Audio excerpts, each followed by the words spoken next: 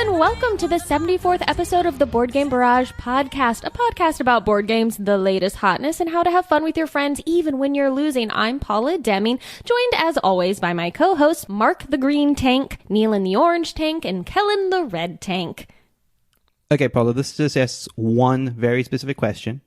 If you were to be a tank on the Board Game Barrage podcast, what color tank would you be? Well, It's a lot more specific than that. Let's get specific. Yeah. There are many shades of purple, Right. Paula. Like a lavender. Oh my goodness! Is this Paula's like a being Pantone? presented by the official. Board Game Barrage. Gosh. Okay, no, I know color, exactly. I yeah. just have to find which one it is. I think I'd be Orchid. Okay. Number AF69EE is the Color Thesaurus shade. You're reserving that for life, so I hope you're happy No, with I'm your happy choice. with That's it. it. It matches it's the color on my There and you on go. my That's perfect, yeah. Then you are officially... fingernails. People can't see, but I did just hold up my fingernails, which To the are microphone. painted the color of that I just read out from the color chart. Well, then you're officially the Orchid tank. Yes. And welcome to the Board Game Barrage podcast. Oh my gosh, thank you for having me. I feel so welcome. I have a name now. I have like an identity, the Orchid Tank. I love it. I'm making a t-shirt. I'm tattooing it onto my face. Perfect. Uh-huh. That's the least we expect. Yeah. That's the minimum requirement. I think that was in Done. your contract. Oh, was there also my rate was in there too. I hope that you guys that. You guys proved that.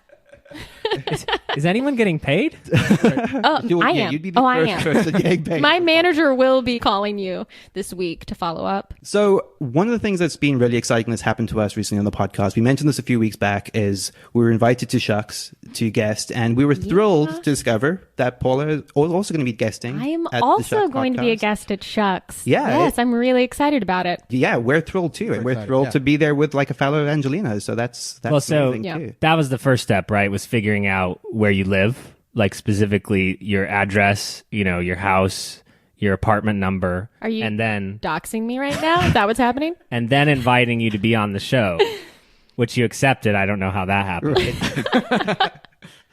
But yeah, it seems like you're just blowing up all over the place right now. Like, what has been your entry into the industry? Honestly, it's been really surprising and shocking, and maybe that's imposter syndrome talking, but first, I feel like I have to give a shout out to Christian Kang of Take Your Chits, because he and I met last year at Shucks, and we were talking toward the end of last year, and he was like, "You're really funny and you should be doing something, like you should be making things." And I was like, I've had this idea I've been sitting on for months, of these like board game comedy sketches, because I do comedy, I'm an actor, I also love board games.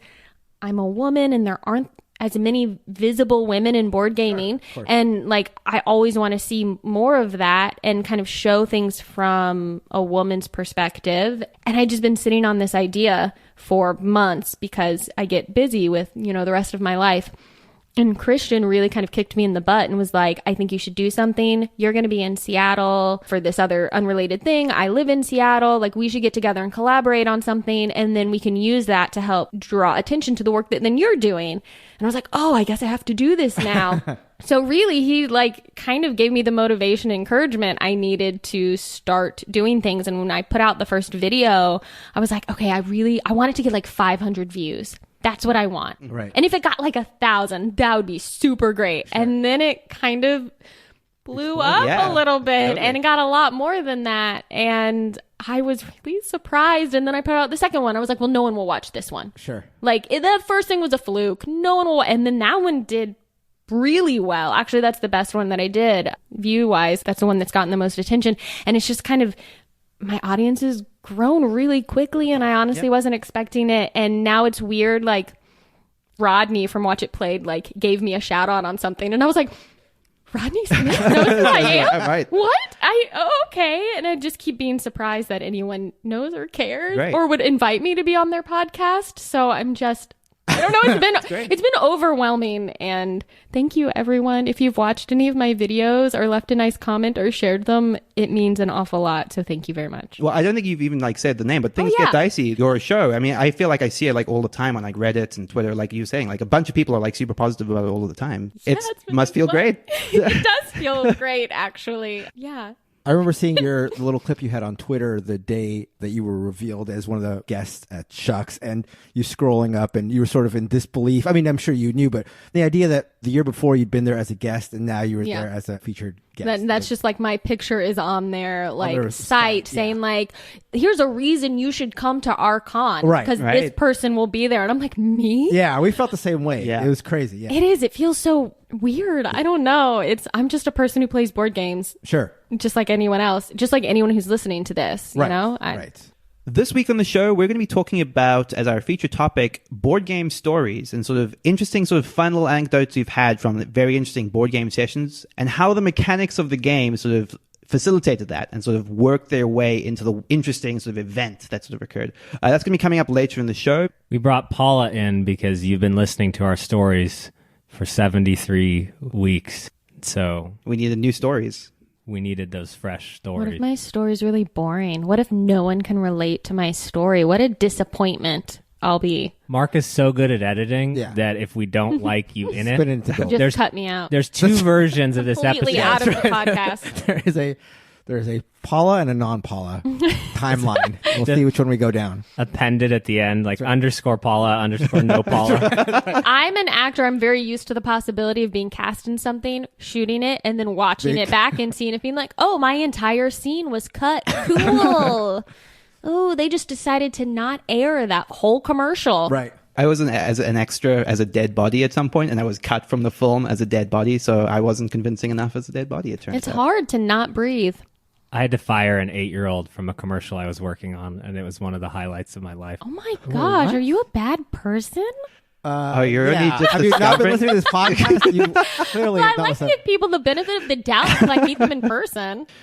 Let's move into our first regular feature of the show, which is we're going to be talking about the games we've been playing. So, Paula, do you have a game that you've been playing recently? Yeah, last night I played for the first time Evolution Climate. Oh, cool. I had not played that one before. It's been sitting on my shelf, and I've just been like admiring it because it looks so freaking It's pretty. beautiful. Oh my goodness. And so I pulled that out and played that for the first time yesterday. And then earlier in the week, I played Claustrophobia 1643. I can never remember the year. Is that the new one? Yeah. Yeah, we had backed it on Kickstarter and got that fairly recently and been getting it to the table a fair amount. It's a 2-player dungeon crawl. Yeah. And I actually have a really good time playing that as well. Yeah, so those are the two that I got to the table this week. Claustrophobia was, I think, something you had mentioned a while ago, right? As something you had played recently. Was this the new version or the original? I played the original version because I'm cheap and I'm not famous like Paula I'm not famous. to be able to afford that new Kickstarter.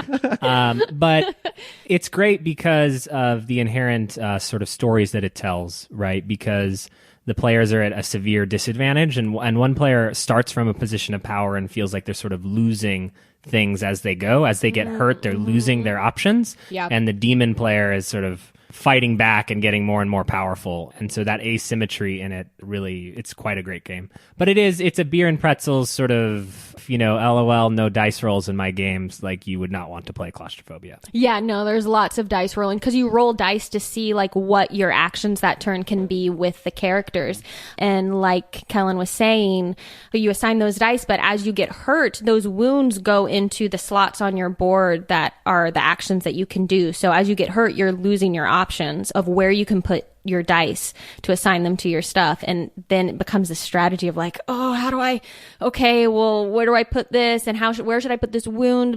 Back to Evolution. Did you see like the Kickstarter for the Oceans version? Looks beautiful. Too. Yeah. I mean, yeah, again, like the art that they have for these games is, I mean, that's almost a reason enough to get it totally. to the table. It looks so pretty.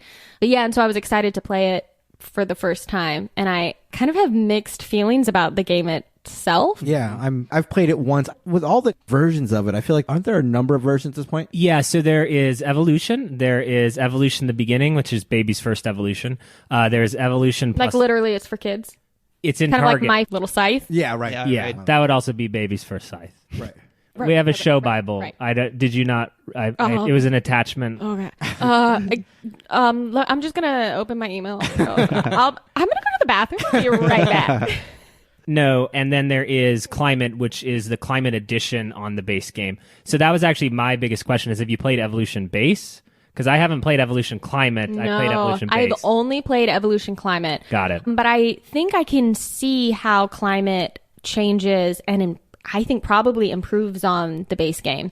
Because it's basically the same, except when you're putting in your cards for what's going to go in as food every round, they have little weather symbols on them. And depending on those weather symbols, the temperature either goes up or down. And that can affect the amount of food that is actually available. So it can subtract or add to the food that you've already said you're going to put in the pool. And it can also trigger certain weather-based events that can cause like, oh no, it got really cold and all animals of a small size lose one population because they can't survive. Or it got really hot. So the bigger animals lose a population because it got too hot, and so it depends on events that get triggered for it, and so it adds kind of a little bit of randomness to what you're doing, because otherwise I feel like you're really like looking at your cards and planning out, okay, if I make sure there's just this amount of food in the watering hole, and then I have, for example, I had 2 nocturnal species, and so they were able to get food first as long as there wasn't a carnivore who could attack them. And so I was like, oh, I can really game this system where I can grab this food before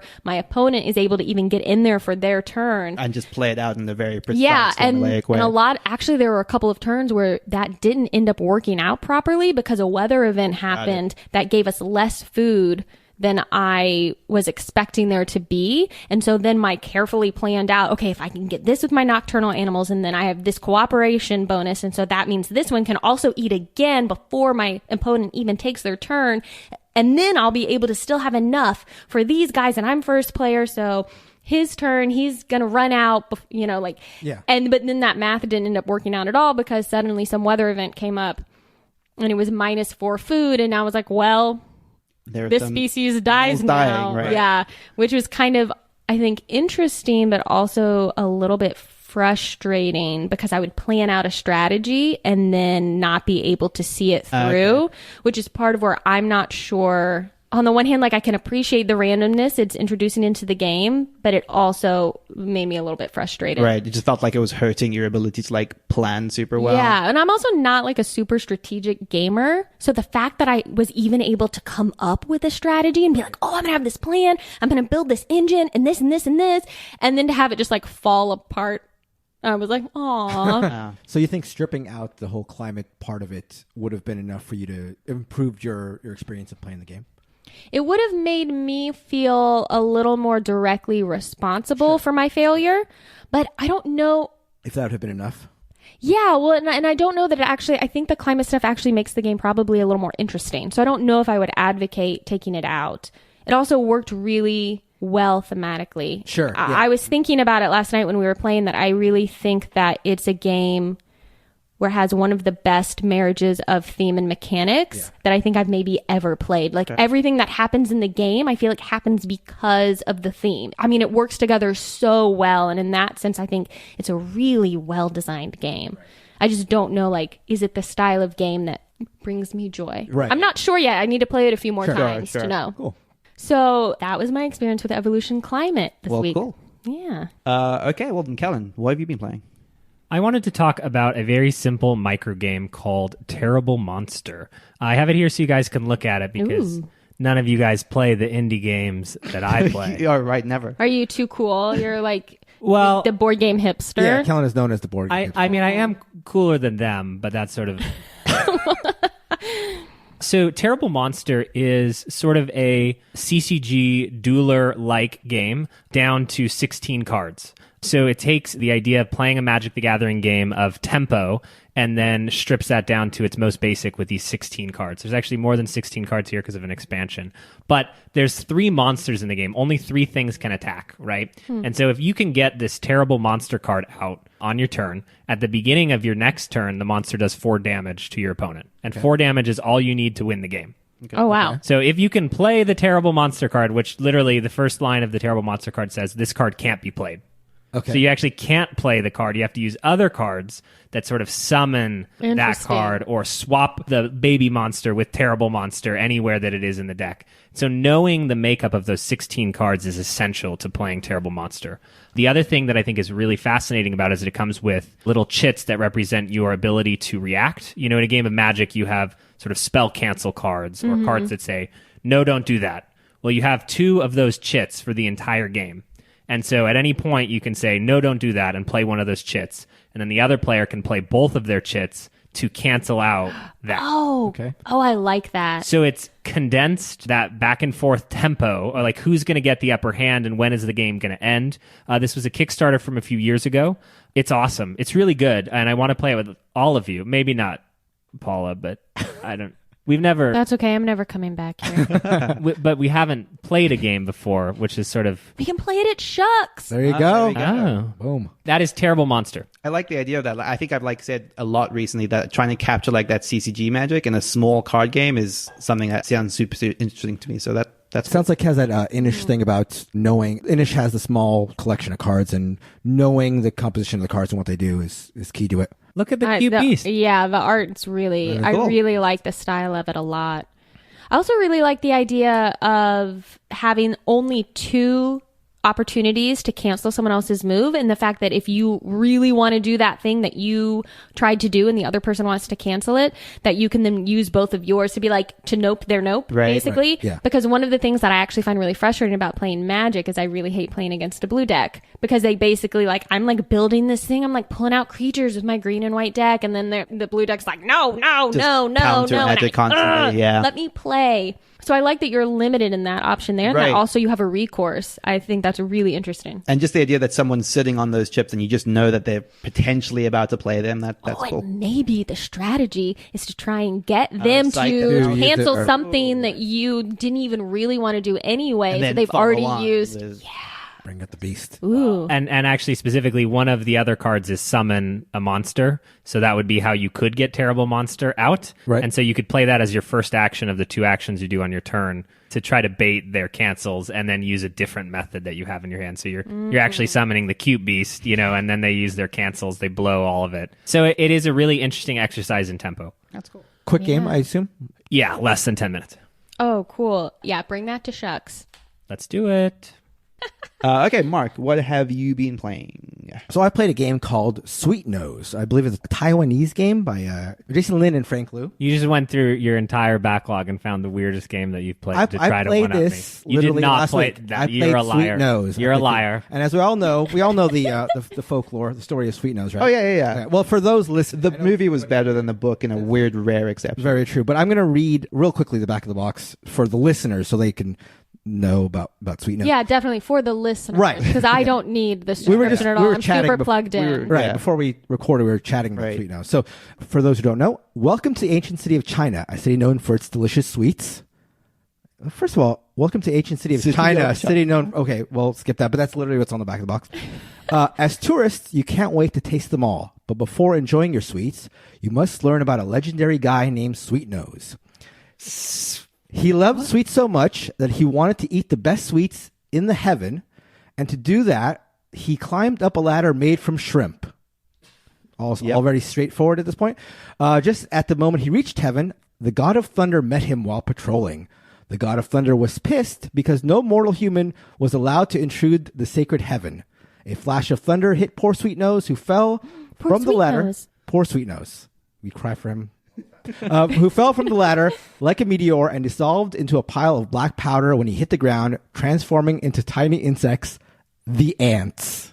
Fiend. So that is the story of Sweet Nose, which I guess is an actual bit of folklore. It loses a lot of the nuance in the real brief description. That's true. Description. Yeah. Yeah. The backstory is much more in depth than the actual epic saga is That's true. a lot more. It's a lot more involved. Yeah, I would encourage anybody to dive into Sweet Nose. Anyway, so the game of Sweet Nose, you are playing as people who are trying to eat as many sweets as possible without angering this god of thunder who doesn't want you to eat too many sweets. So it's got a golf style scoring. You're going to score the least amount of points with your competitors. There are 5 types of sweets. Each person gets 8 of them randomly assigned at the beginning of the game. And you have a little board that has the 5 sweets represented. And you have these little discs that are numbered from 1 to 5. And you look at your dish and your bowl. You have a dish and a bowl in front of you. And you look at your dish, which are the sweets you're going to be giving out. And you look at the opponent's dishes, the sweets that you potentially could be getting, and you assign a number to every sweet. And again, you want to get the lowest score. So the suite that you think you're going to get the most of, you want to assign the 1 number to, and the suite you think you're going to get the least of, you want to assign the 5 because you want to get the lowest score. So on your turn, it's very simple. All you're doing is you are putting a suite from your dish to another person's bowl. And once a suite is on your bowl, it's stuck there, you're eating it. So you take a sweet from your dish, you put it on your opponent's bowl, and you take a sweet from their dish and you put it in your bowl. Okay. So what you're doing is you're sort of giving away information. When you take a sweet, if you take one type of sweet, you're cluing people in as to what your low sweet is theoretically. And so it's a game of like trying to figure out, which sweet is bad for a certain player, giving it to them. Interesting. Taking the sweets that are the ones that score you the fewest points, but not doing it in an obvious way because then you sort of put a target on yourself. It's a really interesting game, really, really quick, very cute, very colorful, and one that I hadn't heard of. I got it in the last math trade. And so, yeah, just a unique experience. I didn't love it. I thought there might not have been enough to it, but everybody else at the table had a really good time and was wanting to earn it back. So, yeah, just something to look out for. But it sort of strikes me as a game that you would like in your trading because I'm itself. Right. Yeah, because the relative values of the sweets are defined by them, and so you're trying to figure out how you can, not get got and get them. Yeah, that's true. That's true. You would think it would scratch that trading itch, but it seems so light. Yeah. Maybe it was the lightness of it. You can acquire powers between the first and second round and second and third round, which adds a little bit gaminess to it. That's not very thematic, though.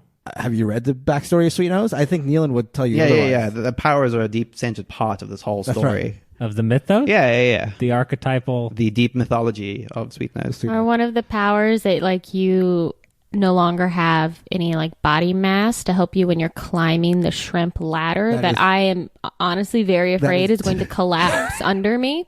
It's a very sturdy shrimp ladder. They're all cooked shrimp. I don't know if Are they skewered? Yeah. Maybe the ladder is made out of skewers with the shrimp on them, yeah. so that way it gives it a little more structural integrity. Yes. Yeah, okay. right. But I feel better. Yeah, exactly.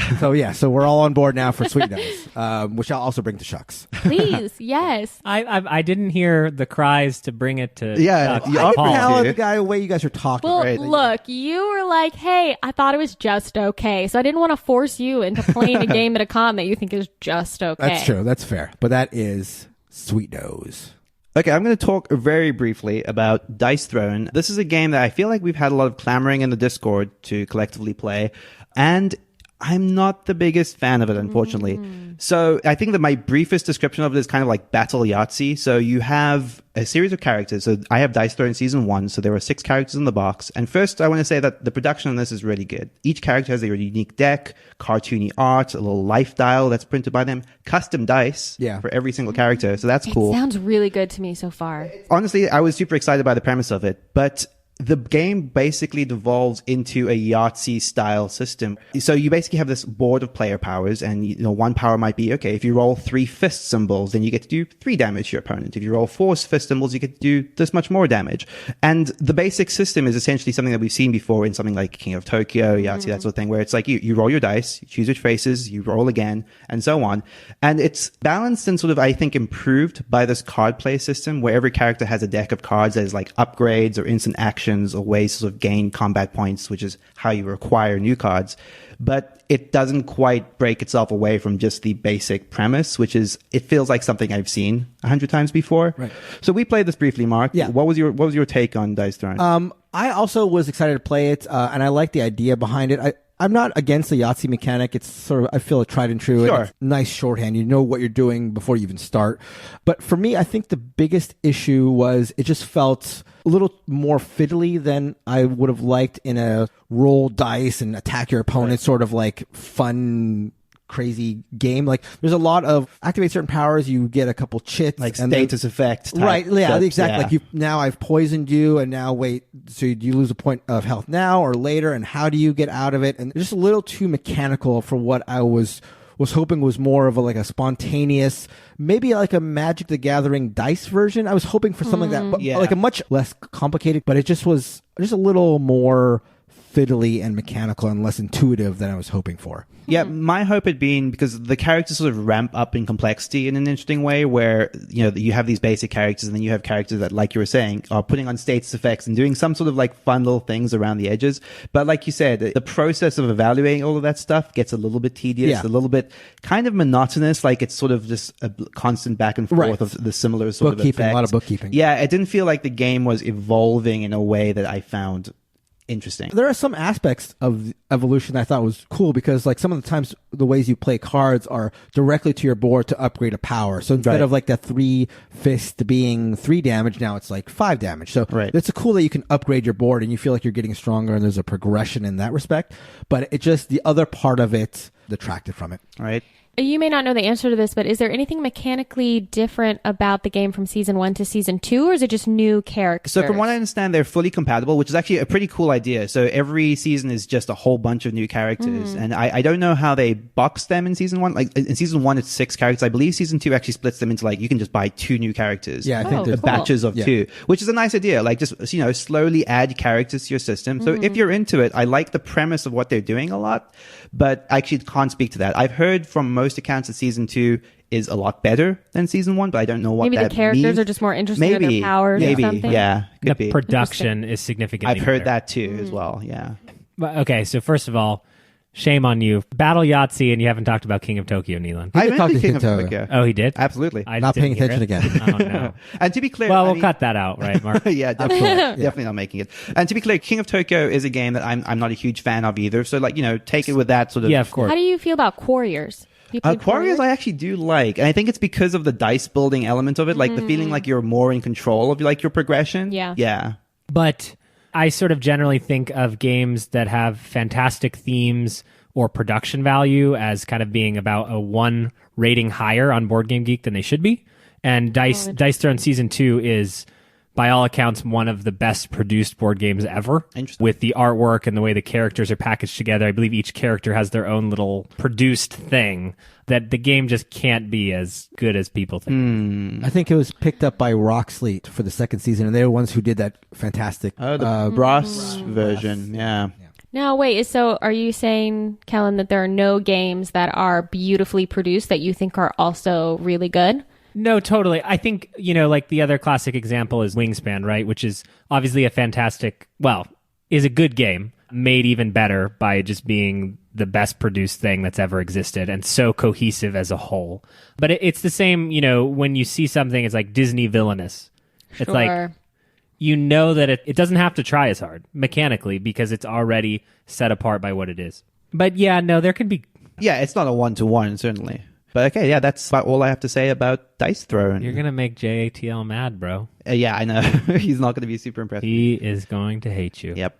He's a guy on our Discord who's a big fan of Dice Throw. Actually, more like tournaments or something. Yeah, really. Yeah. I haven't played, but I've been really. It sounds like something I would does. like, Yeah. so I'm excited to try it at some point. Yeah. But yeah, I wonder can have how Neilan's I'll copy. feel about it. You actually honestly could. Okay. I told you I was going to get paid. So at this point in the show, we just kind of want to remind everyone that we have a super active, super friendly community building on Discord. That is boardgamebarrage.com/Discord. Please check that out. It's a great place to talk about games. We have a bunch of people that are super friendly, always sort of excited to jump in on like answers to questions that people have. Yeah, please check that out. Yeah, I think we have about 400 members on there now, so it's like Wow. people around Growing. the That's world. really so cool. yeah, so it's not just, you know, we've got people in Europe and I think a couple in Asia. So like, Right. there's always somebody talking. Right, there. pretty much. Like I'll wake up at 7 or 8 in the morning and there's You've been this missed- long discussion. Exactly. Yeah. Completely. It's That's like really cool. impossible to keep up with at this Yeah. point. Yeah. It's awesome. Yeah. Say one couple in Asia? Couple of people in Asia. One literal couple. There's one couple. Yeah, we have our. And the only time they talk to each other is through on our Discord. Exactly. So it's encourage, saving their relationship, to be Bringing honest. people together. That's what we like to do on this podcast. Exactly. Let's jump into our feature topic, which is talking about stories in board games and the mechanics that led to them. So, Paula, do you want to start us off with a cool story? I will start us off with a cool story. So this actually, I realized this, I'm making this episode like the Shucks special because my story has to do with a game I played in the first Shucks, and this was not on purpose. It just happened this way. So one of my favorite games right now is Modern Art. And the very first time I ever played it, we played the old edition at the very first Shucks. And it is the most I have ever laughed while playing a game. So we're playing with some guys that we had like just met that weekend.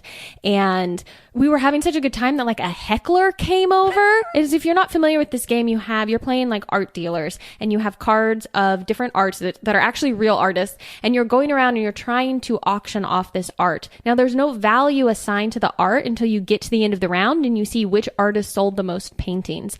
So you're trying to convince people that their investment is worth something before they know whether or not it actually is, because really it's all worthless until we collectively as a group decide that this one artist was popular. And so what you end up getting a lot of is while we're going around doing the auctions, all of this really fun player interaction, because I'm trying to convince you why you should buy my artist and why this other artist someone has already sold is bad and horrible and no one's going to want to buy them again. And we're so into this and like poking at each other and really getting into trying to auction off this art that like an outside observer came over and started heckling and also talking about the art. And then they have these really great, where you can do like the auction. We're like, okay, I have 5,000. Do I hear 6,000? And everyone like gets really caught up in the auction and that process. And they're like, oh yeah, me, 65, no, 65 and $1, no, $6,502. And because of that, I laughed so much. And also the art in the first edition is not great. It's like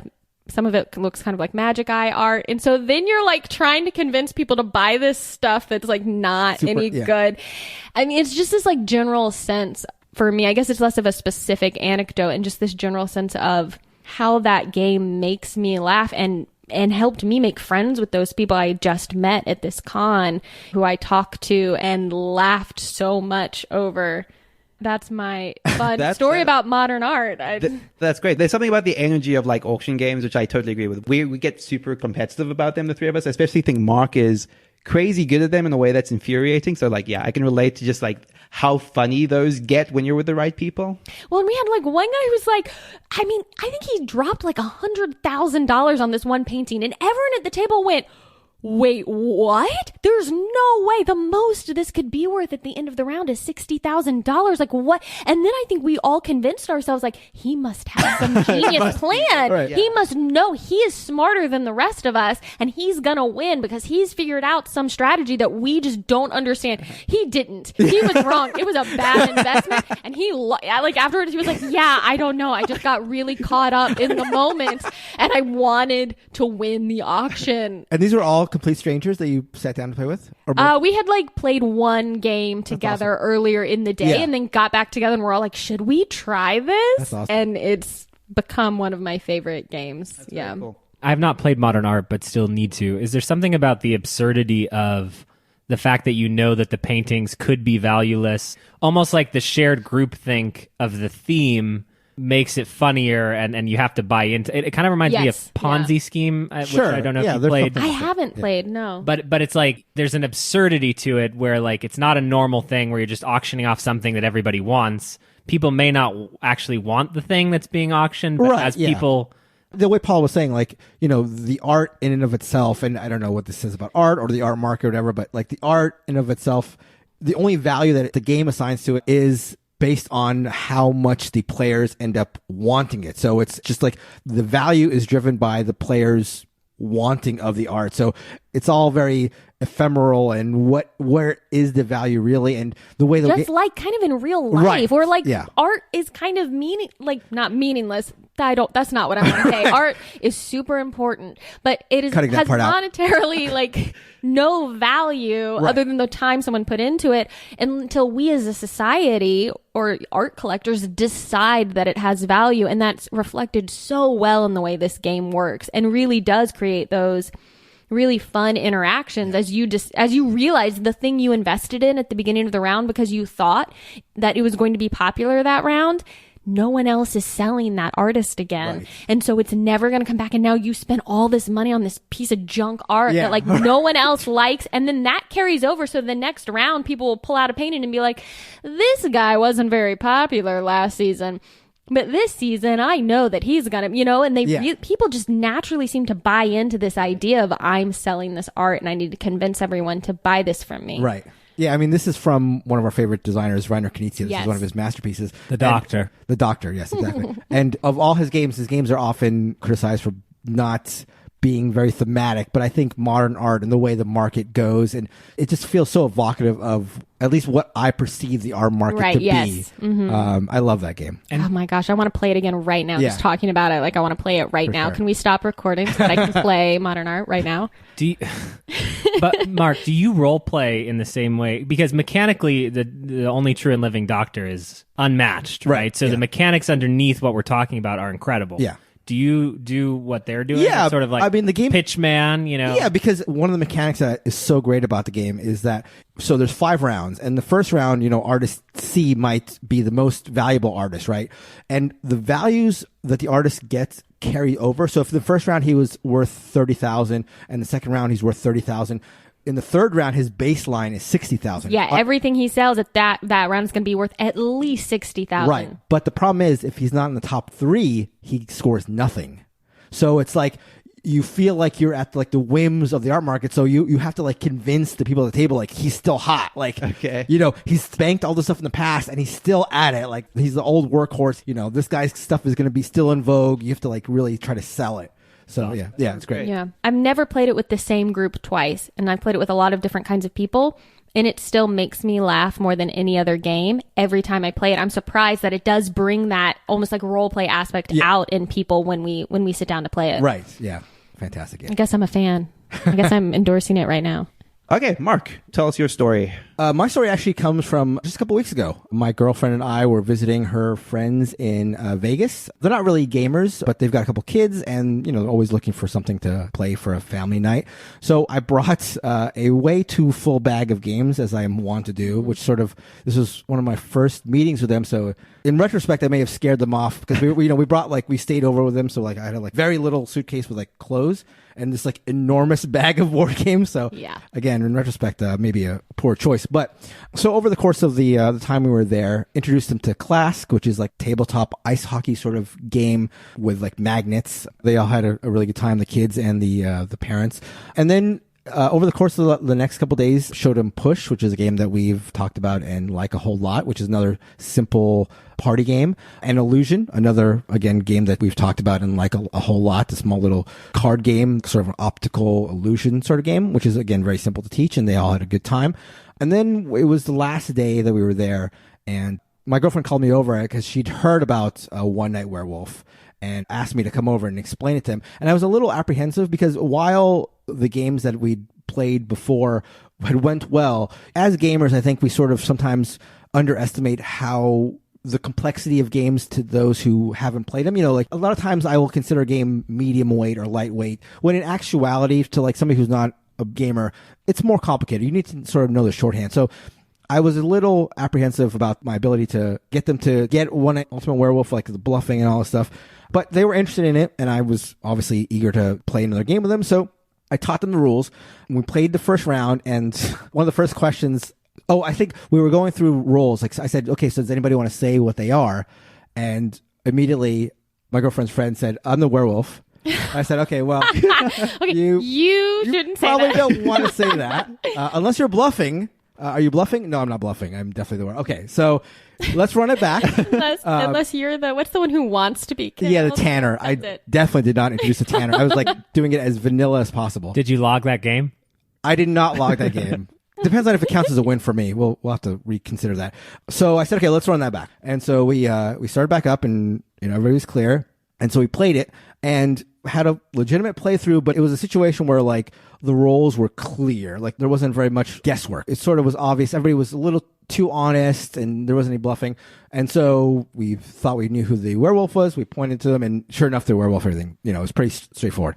And then they wanted to play it again real quick, one more time. And I said, okay, it's fine. I mean, it wasn't the greatest game of werewolf, but everybody's having a good time. So we play it one more time, and it's going exactly the way the last game went. So I was the werewolf in this game, and during the phase where I opened my eyes to see if there's another werewolf, I looked, and there was not a werewolf. So I was the only one. So I looked in the middle row, and I saw there was a seer. So I was like, okay, I'm going to pretend to be the seer. And I just thought I was going to walk this game because I'm going to be able to manipulate these people really easily. So we're playing it, and so we wake up. And I said, okay, so does anybody want to say what they are? I said, okay, I'll just say I'm the seer. And I decided to look in the middle, and there was a werewolf. So there's going to be a maximum of one other werewolf here. And so my girlfriend said that she was the villager, and her friend said she was the villager as well. And we're playing with her 12-year-old son, I believe, a kid who's in the 7th grade. And he said that he was the troublemaker and switched their two roles. And I said, okay, well, if that's the case, and I checked the center, then we should shoot our guns in the air and make sure not to kill any of us, because if we kill a villager accidentally, we'll lose. And, I said, are you sure? And I tried to, like, sow some doubt just to, like, spice the game up, because I thought it was going to be, like, a really vanilla, like, a 5-minute boring game. And so, the countdown's up, and I was like, okay, we're going to shoot our guns in the air. And they said, sure. And it was like 1, 2, 3, shot the guns up in the air, turned my thing over, like, really proudly, and it said robber. And I was like, and the kid who's on the other side, the 7th grader, flips his card over, and he's the werewolf, and he won. Gosh, and I was swapped? Yeah, he swapped me he was the robber. He swapped me, and he found out he was the werewolf, and he knew exactly how to play it. And I was just blown away. It was such a great moment. Like, he's a bright kid. It's clear to see, but like for him to like have known that after us playing one very vanilla game and one like game who wasn't really even a game, it was great. I love those moments where I like realize that I've underestimated something. Either I think person, he was playing you the whole time. Might have been. He was like the He, werewolf version of a pool shark. That's right. There you go. Exactly. And it just obviously the deception aspect of Werewolf is what made this game have a moment like that. The ability to like have to bluff and have to pretend, but it was so fantastic to just realize that I'd like underestimated this kid who just like completely schooled me in Werewolf. It was a great moment. And so, yeah, that was my story. Shout out to Brandon. Kellen, tell us a story. Spin a tale. Yes, gather around the campfire. And So this is a family story. My family and I like to go on cruises to get the whole gang together. My family has 7 people in it, and now there are wives and significant others. So everybody's on the boat. We're on the cruise to Alaska. So what game do I decide to bring? But one of my favorites, Lifeboat. Now, if you're unfamiliar with the game of Lifeboat, in the game of Lifeboat, you get assigned a love card and a hate card. So these cards help you determine your victory points at the end of the game. So you'll get a card that says, I love the captain. So Paula, you could get assigned to be the captain, and then I get a card that says, I love the captain. Okay. And so essentially Lifeboat is a game of a sinking lifeboat, and people will die. You want to save the person that you love. That's correct. And you want to make sure that the person you hate dies. Can I get the hate Kellen card? Well, I mean, am I the kid? Well, I'm probably Sir Stephen because he's the physically most representational of me. That is, oh my gosh, it's exactly. Were you a Kickstarter backer? They like put your face on this card. Thank you, Paula. Thank you. So that set the stage. My brother and we're very close in age, a tumultuous relationship, and he had just gotten married, and there was some tension between me and his wife. Unbelievable. Oh my goodness. And we're playing Lifeboat. Christina, the blue tank, is there. My girlfriend, my family, my brother, who doesn't really like board games but agreed to play Lifeboat. And of course, what would happen? But Kellen draws the I hate his wife card. Oh boy. I think I see where this is going. So the game starts, and we're getting into it. I remember enjoying the fact that we were on a boat playing Lifeboat because it is like about getting buckets of water and, all of that thematic stuff. And I was being very, very vicious towards my brother's wife, as is what you do in a game of Lifeboat. It got to a point where he took me aside and told me he didn't appreciate how I was treating his wife. Oh my gosh. Oh. And I was like, well, no, brother, this is how the game works. Like, I can't say, the cards that I have, but, this is how it goes. We go back to the table, and this is probably a half hour in. And so here's the thing. 2 things happen, and one thing I can say on the air. Oh, boy.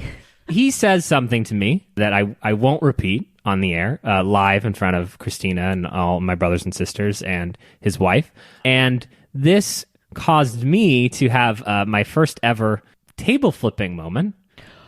So we're currently debating, actually, I have a text chain with my family, whether I physically flipped the table or whether I took my hands and like flipped all of the pieces off the table. But what we do know is that I left. The pieces were everywhere on the boat, and we could not get them all back. Christina is crying. My little sister is crying. My little brother is crying. And my brother and I have still never spoken about this since. But you have spoken. Yes. Oh, wait, I have an important question. Are you the only person who is playing viciously, or were other people also playing viciously and you feel like your brother was overreacting because he was sensitive to the relationship between you and his wife? So he plays games in his own way, and there was discussions had during the game about this isn't how I play games. He sort of was saying like we should all be nicer to everyone. So the net of this story is, one, I flipped a table, which I thought was kind of bad. Yeah, sure, bad. And well, or cool, you could one could say.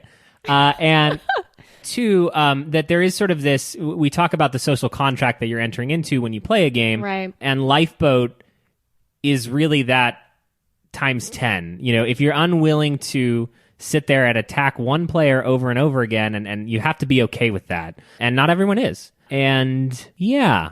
It was fun trying to go through memory lane and remember the details of this today. I called a couple of my siblings to ask how it went. And because I was back in the cabin, while Christina's like apparently sobbing is what she described today.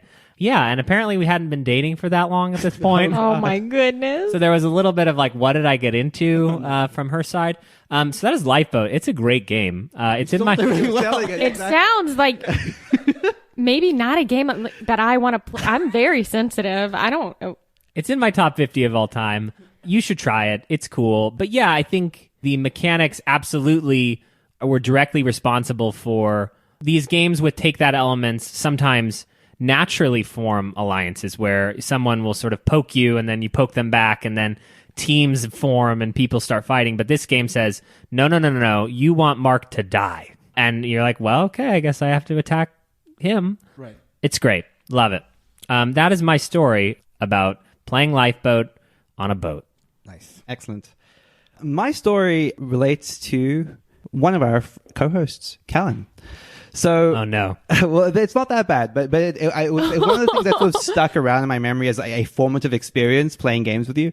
So this is about Dark Moon, which is a version of a game called BSG Express, which is a reduction in scope of Battlestar Galactica, the board game. So it's a hidden traitor game. In the original game, Battlestar Galactica, a couple of players are hidden Cylons, and they're actively working against the rest of the ship, who are sort of trying to cooperate to get the ship to Earth while the Cylons bring the ship down. So Dark Moon sort of takes some of these mechanical elements, and it strips out the Battlestar Galactica theme, but it honestly doesn't really add much of a different theme to it. But it's your colonists on a moon base, repairing the moon base, which is slowly blowing up while some people are actively working against the base. And this is, a classic story of someone lying in wait and revealing themselves to be a traitor at the last minute. And in this case, I had managed to convince everyone at the table that Kellen was the traitor. And the thing I loved about this is at the point in time, I don't think I knew you especially well, but I'd managed to convince Christina, your girlfriend, that you were lying, which I thought was fantastic. And then the reveal of that was incredible. And the best part about all of this is that at our group in the time, we'd had these sort of recurring awards. And I think in large part, this was responsible for me being rewarded the best shadow, the best of at social deduction games, the best bluffer, which I still think Kellen feels a little bit bitter about. So my brother and I were talking about this last night. Oh, that's funny. After our game night, where I said that you should not have won the Best Shadow Award over me. It is not at all a sore point, apparently. Yeah, I do remember this game specifically. There was a lot of sore feelings because there's the sense that, kind of actually similar to my story, like Christina would rather be betrayed by you than by me. Sure. So if she has to err on a side, she's going to err on believing you over me because the idea that I could lie to her would be the end of the world. And so that bond, that intimacy that you have with someone actually comes out in the game whether you wanted to or not. Right, absolutely. But I remember sitting, I think I was in the equivalent of like prison to Battlestar Galactica. Yeah, and it's like a quarantine. And just screaming, and I was probably being quite ornery over and over again. saying like, no, you're wrong, stop, Absolutely. don't do this. And I genuinely don't know how I got away with it, but yeah, at some point I had the entire table convinced that Kellen was evil, which it was so beautiful, Kellen, and I still think about that every day. Yeah, you're like, I'm caught up on the award, but like you're dreaming about this. But that's the best part about it, talking because to you your had brother to about it. present me the award, an award you sort of handmade, if I remember correctly. I did hand make the award. It's very cool. Wow. I made it better than all the other. I made all the awards, okay, for our annual board game award show. And I made the Best Shadow Award cooler than all the other awards because I knew that I'd be receiving it. Oh. And then you had to oof. But it's the accent. Let's be honest. Oh yeah, that's the only reason anyone believes me ever. It's pretty much the accent. Yeah, that is my story about Dark Moon. And that's going to do it for our board game stories. Paula, thank you so much for thank being you. with us Oh on the my show. gosh, thank you for having me. This has been really great. Of course, yeah, happily. Is there anything you want to like promote, like your new podcast? Oh, yeah. So, not board game related, but I do have a new podcast with a couple of other board gamers who you may or may not be familiar with. I don't know your life. But so I'm now doing a podcast with Matthew Jude of This Game is Broken, and also Nick Murphy, who also is on This Game is Broken, but is also one half of the Brothers Murph. And we are doing a podcast called Death by Monsters, which is a podcast about mysteries, monsters, and the unknown, or something kind of like that. And we basically talk about different monsters or conspiracies or mysterious happenings, and Matthew presents them to us, and then Nick and I are various stages of skeptical, and we crack a lot of jokes, or what we think are jokes. So if that sounds interesting to you, you can find that on Apple Podcast, Spotify, wherever you listen to your podcasts. So that's my new podcast. I just said the word podcast so many times. Oh my goodness. Neilan says pod. Pod? Pod. But that's not a very American thing to do, so I wouldn't. You can advise me. I wouldn't advise it, but if you wanted to shorten it, you could. So if you like pods, you can check out that one. And what about Things Get Dicey? Where do we get to that? So if you haven't already, you could, if you like comedy, which I feel like if you're here, you probably do like comedy because of Kellen, obviously. Thank you, Paula. You're welcome. So you can check out my board game sketches. They're called Things Get Dicey, and you can go to YouTube and you can either type in Things Get Dicey and it will pull them up, or my YouTube channel is also just under my name, which is Paula Deming, Deming. And that will bring up my YouTube channel. If you're into video games, while you're there, you'll see I have some video game Let's Plays, and I also have a Twitch channel. I stream story-centric video games, and you can join me there. That's also under my name, Paula Deming. So, just lots of things. Awesome. You're playing The Last of Us right now. We need I to talk am about this at playing some The point. Last of Us. Yes, I do want to talk about it. Excellent. But yeah, that's going to do it for the show. Thank you so much again for thank being you. with us. Thanks. Yeah, Thank it's you been so much for fantastic. having me. Yeah, absolutely. And you're now stuck. You just be here every week. And Now I'm just here. I that's am it. the regular. Hi, everyone. This is episode 75 of the Board Game Barrage. I'm Paula Deming, your host, here with my co-host, as usual. That's how it's going to go. That's how the rest That's of it's going to perfect. go. Yeah, Other you than let it using down. though, yeah, pretty done. Perfect. Done deal. The word orchid is throwing me. The word orchid is? Yeah, like it's hard to orchid? pronounce. Is it too much like organ? Maybe. Orchid. I think we are going to have a sort of hall. We don't know what to call it yet, but so we'll have a link on our website to your content as well, along with your orchid tank. Yeah, the first official designation into the official Tanks Hall of Fame. Yes. I don't know if it's a Hall of Fame. We need some other military Yeah, word. something more fitting. Maybe someone smarter than us can come up with that on the Discord. There you go. Thank you, as always, for you guys for listening. You can reach out to us on our email address. That is at boardgamebarrage@gmail.com. Otherwise, we're on all social media. You can check us out at Facebook, on Twitter. Like I said earlier in the show, join us on the Discord. That's boardgamebarrage.com/Discord. Thank you, as always, to Heart Society for our intro and outro music, What's on Your Mind, Kid? And that's going to do it for the show. See ya. Bye, everyone. So long. Goodbye.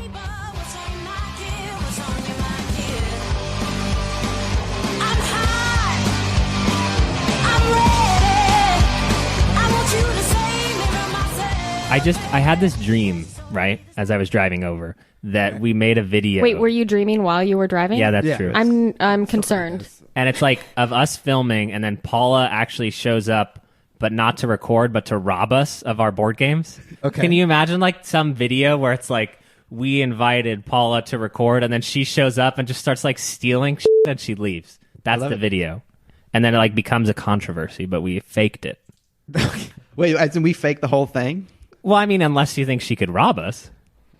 And then I was like, do we use the guns from Cash and Guns? Like, how do we do this? I seriously started going through it. It's not a good idea. Right. No, that's clear.